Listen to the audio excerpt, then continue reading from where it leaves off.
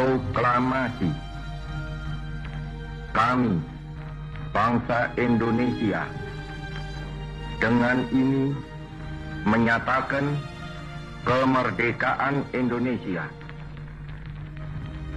Hal-hal yang mengenai pemindahan kekuasaan dan lain-lain diselenggarakan dengan cara saksama dan dalam tempo yang sesingkat-singkatnya. Jakarta, 17 Agustus 1945, atas nama bangsa Indonesia, Soekarno-Hatta.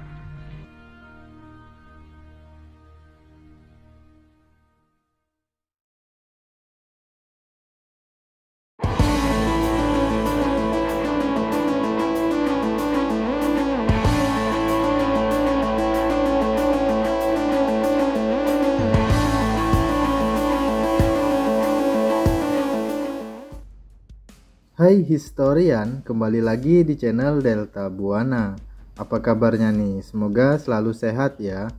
Kali ini kita akan melanjutkan pembahasan seputar proklamasi kemerdekaan Indonesia, yaitu sebuah peristiwa yang saat ini kita kenal dengan nama Rengas Dengklok. Peristiwa Rengas Dengklok ini menjadi peran penting bagi bangsa Indonesia untuk bisa segera memproklamasikan kemerdekaan, dikarenakan saat itu Indonesia tengah mengalami vacuum of power atau kekosongan pemerintahan akibat kekalahan Jepang terhadap sekutu. Meskipun sama-sama menginginkan kemerdekaan, namun terjadi perbedaan pendapat antara golongan tua dan juga muda mengenai pelaksanaan proklamasi kemerdekaan tersebut. Nah, untuk mengetahui lebih jauh bagaimana sih sejarah dari peristiwa Rengas Dengklok ini, maka siapkan dulu alat tulis kalian karena kita akan segera menuju ke pembahasannya. Oke, let's go. Yang pertama, apa itu Rengas Dengklok?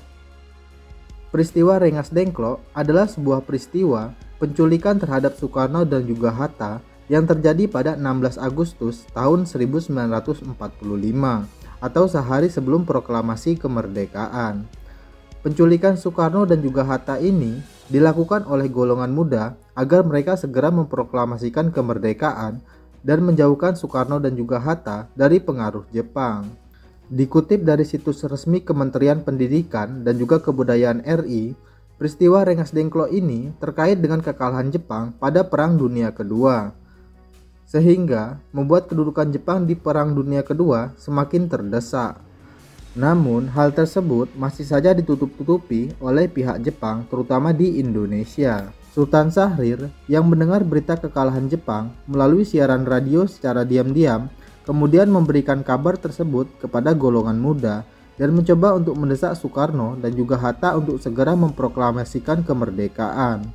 Namun, sebaliknya, Soekarno dan juga Hatta menginginkan agar hal tersebut tidak dilakukan secara tergesa-gesa, dan mereka menginginkan pembicaraan mengenai proklamasi ini dilakukan melalui rapat PPKI, yang mana badan tersebut merupakan buatan dari pemerintahan Jepang. Rapat tersebut akan diselenggarakan pada 16 Agustus tahun 1945 sambil menanti kabar terbaru dari pemerintahan Jepang. Terlebih kala itu Soekarno dan juga Hatta baru saja pulang dari Dalat, Vietnam, usai bertemu dengan pemimpin militer tertinggi Jepang untuk kawasan Asia Tenggara, yaitu Marsekal Terauchi, bahwa ia telah menjanjikan kemerdekaan bagi bangsa Indonesia. Merasa tidak puas dengan jawaban tersebut, para golongan muda kemudian menculik Soekarno dan juga Hatta ke Rengas Dengklok untuk menjauhkan mereka dari pengaruh Jepang. Kemudian yang kedua, kronologi peristiwa Rengas Dengklok. Ketika Sultan Syahrir mendengar kabar dari radio bahwa Jepang menyerah dari sekutu pada 14 Agustus, maka golongan muda segera mengadakan rapat pada 15 Agustus saat malam hari di Pegangsaan Timur, Jakarta. Rapat yang dipimpin oleh Khairul Saleh ini menyepakati bahwa kemerdekaan Indonesia haruslah segera terwujud, mengingat berita kekalahan Jepang tersebut merupakan angin segar bagi bangsa Indonesia, sehingga tidak perlu tergantung dari pihak lain termasuk Jepang.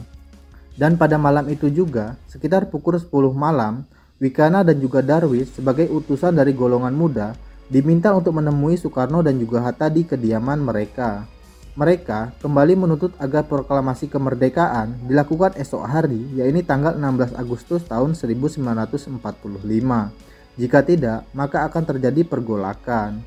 Namun, Bung Karno dengan tegas menolaknya, seraya berkata, "Ini leherku, saudara boleh membunuh saya sekarang juga.